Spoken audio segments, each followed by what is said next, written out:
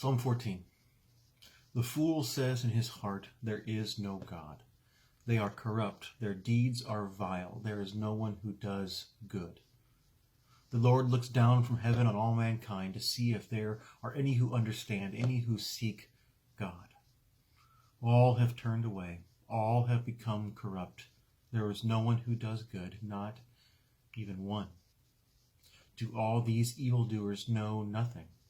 They devour my people as though eating bread. They never call on the Lord. But there they are, overwhelmed with dread, for God is present in the company of the righteous. You evildoers frustrate the plans of the poor, but the Lord is their refuge. Oh, that salvation for Israel would come out of Zion. When the Lord restores his people, let Jacob rejoice and Israel be glad.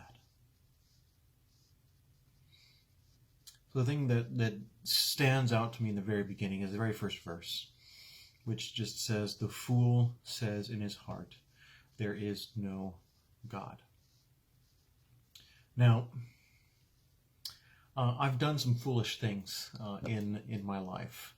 When I was a teenager, maybe it's probably middle school, and just becoming a teen, my parents had gone out on a date. My brothers were out, busy. It was me and my sister at home, and my dad had this what he called a burn barrel in the backyard, where we would take cut down tree branches and other things, and we'd put them in there, and we'd burn them in the burn barrel.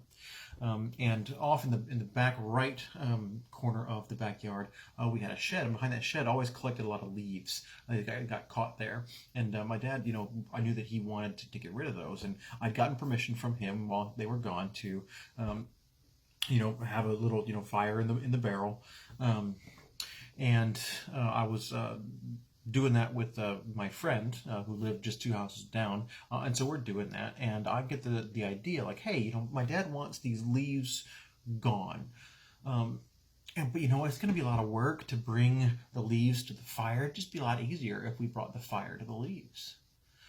So I took the fire over to the leaves to burn the leaves, and caught the shed on fire.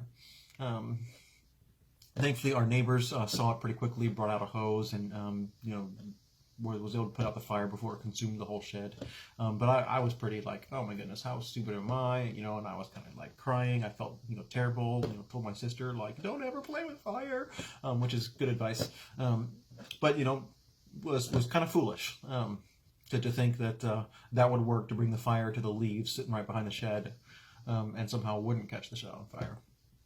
In college, I flunked out, as I said on Sunday in my sermon, and a really foolish thing that I did was I knew I was failing in class. I wasn't showing up for class. One, that's a foolish all by itself, but that year in particular, I pretty much skipped all my finals. Didn't show up. Just knew I was taking F's, and why bother? Why put in the work? Pretty foolish decision.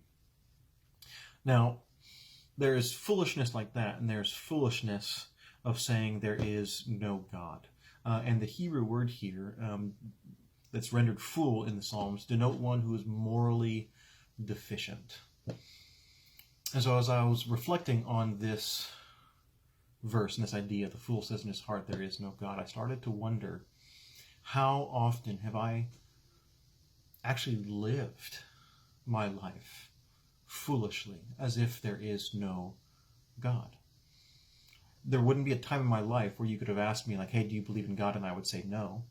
And yet the way that I have chosen to live at times, the choices that I've made, the things that I've done, are as if I have said, there is no God. There's no consequences. This isn't wrong, because I'm just caught in a moment. That thing that I'm doing in private that I wouldn't do in public, I'm living as if there is no God. That anger and rage that I feel towards somebody, I'm living as if there is no God. That lust that can grab hold of my heart, that's me living as if there is no God.